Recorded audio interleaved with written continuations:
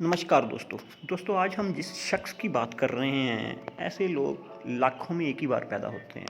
कभी कभी पैदा होते हैं ऐसे शेर दिल इंसान। जी हाँ दोस्तों, मैं बात कर रहा हूँ सद्दाम हुसैन की। दोस्तों, सद्दाम हुसैन को दुनिया दो तरह से देखती है। एक तो वो लोग हैं जो कि उस पर आज भी थूकते हैं, और एक वो लोग हैं जो उसे आज भी पूजते हैं, मतलब उसकी बहुत इज्जत करते हैं। तो चलो दोस्तों, बात करते हैं सद्दाम हुसैन की। सद्दाम हुसैन जो थे वो एक बहुत ही गरीब परिवार से थे, लेकिन बाद में उन्होंने 24 साल तक राज किया है इराक़ पे। डिक्टेटर रहे हैं अपने टाइम के, लेकिन वो ऐसे डिक्टेटर नहीं थे, ऐसे तानाशाह नहीं थे जो लोगों को तंग करते थे। उनके राज में बहुत इराक़ में तरक्कियाँ बुलंदियाँ कुछ हुआ है। इराक़ एक शिया कंट्री है, बट जो सद्दाम हुसैन थे वो सुन्नी थे।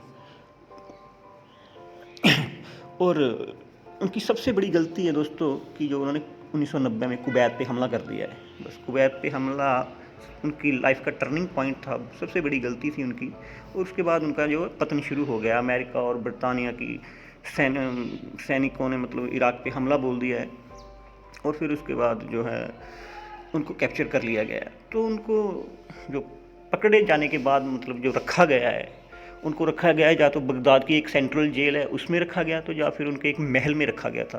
उसके बहुत महल थे सद्दाम हुसैन के।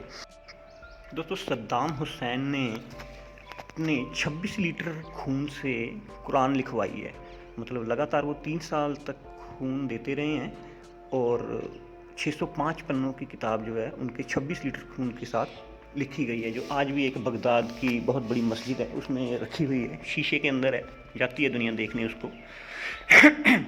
तो दोस्तों, जो आखिरी दिन थे सद्दाम हुसैन के, तो 12 अमेरिकी सैनिक थे जो उनके साथ परमानेंटली 3 साल तक रहे हैं वो। तो उनमें थे एक बाइडन बर्फर थे, जिन्होंने उनके ख़त्म हो जाने के बाद किताब लिखी है, the prisoner in his palace.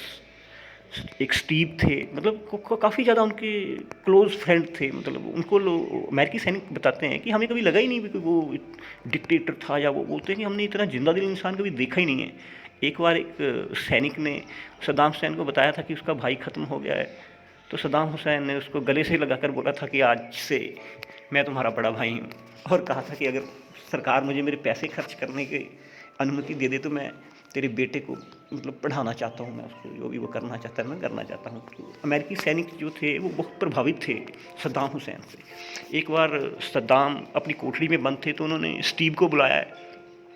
तो स्टीव गए हैं उनके पास कोठरी में, तो उन्होंने अपनी रेमंड की वॉच खोली है और उसको दे दी है स्टीव को। तो बहुत भावुक हो गए हैं वो। इस the prisoners in his palace किताब में वो अमेरिकी सैनिकों की जो मतलब उन्होंने बताया वो सब लिखा हुआ। दोस्तों, जब सद्दाम हुसैन छुपे हुए थे तब उनके सर पर 2 अरब रुपए का इनाम रखा होता। इंडियन रुपीज़ में बात करें हम तो 2 अरब रुपए का उन पर इनाम रखा हुआ था। लेकिन उनके ही सेना के एक जनरल थे, जनरल इब्राहिम उमर। उनको अमेरिका ने मतलब कैप्चर कर लिया था और उसे $2.5 करोड़ की ऑफ़र दी थी। और तब जाकर उसने उसके हाइड आउट के बारे में बताया था, जहाँ पे छुपा हुआ था सद्दाम हुसैन। उसके हाइड आउट के बारे में $2.5 करोड़ लेने के बाद उसने जानकारी दे दी थी। लेकिन दोस्तों, ये सद्दाम की थी आखिरी ख्वाहिश थी, जो वो चाहते थे कि उसको फांसी ना दी जाए। वो चाहते थे कि उसको गोलियों से भून दिया जाए, चाहे भरे बाजार में या कहीं भी उसको खड़ा करके, सैनिक हों हर तरफ, और मुझे गोलियों से भून दिया जाए, ये मेरी आखिरी ख्वाहिश है। लेकिन क्योंकि वो बोलते थे कि वो डिज़र्व करते हैं ऐसी मौत को, क्योंकि वो एक सैनिक हैं, वो एक फ़ौजी हैं, इसलिए मैं चाहता हूँ कि मुझे फांसी ना देकर गोलियों से भून दिया जाए। लेकिन अमेरिका ने नहीं मानी थी उनकी बात नहीं है। और दोस्तों, सद्दाम हुसैन एक बार, जो इनके बेटे हैं उदय हुसैन, इन्होंने एक बार सभा में गोली चला दी थी। तो सद्दाम हुसैन ने गुस्से में आकर उनकी सारी गाड़ियों को जलाने के आदेश दे दिए थे, और जला दी गई थी। यानी कि रॉल्स रॉयस, फरारी, लैम्बोर्गिनी, पता नहीं कौन कौन सी महंगी महंगी गाड़ियाँ थी उसने रखी हुई, सारी इसने जलवा दी थी। और दोस्तों, ये ड्रेस पहनते थे, जो अपनी ये यूनिफॉर्म पहनते थे, वो बहुत फेमस यूनिफॉर्म होती थी इराक़ के लिए। इराक़ी लोग उसकी बहुत इज्जत करते थे, मतलब उसको एक अलग ही इज्जत दी जाती थी सद्दाम हुसैन की जो वर्दी थी। तो जो उनके मरने के बाद $16,000 में नीलाम की गई है। और दोस्तों, जो इनको फांसी की सज़ा हुई थी, ये इसलिए इसकी वजह ये थी क्योंकि उन पे ये मुकदमा था कि इन्होंने 148 शिया लोगों को गोली मरवा दी है। लेकिन ये बात कभी साबित नहीं हुई है, क्योंकि जो वकील इनकी तरफ से लड़ रहे थे कोर्ट में, उनको 2 वकील थे, दोनों को मार दिया गया है और इनको सज़ा होने से पहले 1 दिन पहले जज बदल दिया गया। मतलब बहुत फेर बदल करके इनको जो है फांसी दी गई है। दोस्तों सद्दाम के जो हैं भारत के साथ भी संबंध बहुत अच्छे रहे हैं, बहुत अच्छे संबंध थे। आपको पता नहीं होगा इस बात का कि जो सद्दाम हुसैन के दोनों बेटे हैं उनका नाम भी इंदिरा गांधी ने रखा था। जी हाँ दोस्तों, उसका नाम इंदिरा गांधी ने ही रखा था।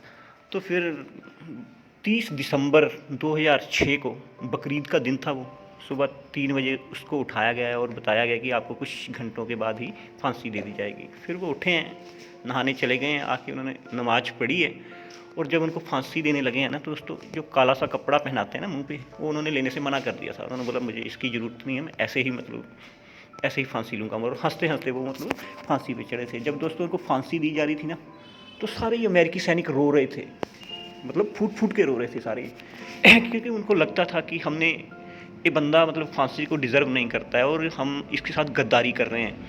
तो दोस्तों इसको फांसी देने के बाद जब फांसी दे दी गई है, तो उसके बाद जो इनके 12 टीम मेंबर थे, उनमें से 3 सैनिकों ने रिज़ाइन कर दिया था आर्मी से। अमेरिकी सैनिकों ने इस्तीफ़ा दे दिया था अपनी नौकरी से कि नहीं, हमसे शायद कोई बहुत बड़ी गलती हो गई है।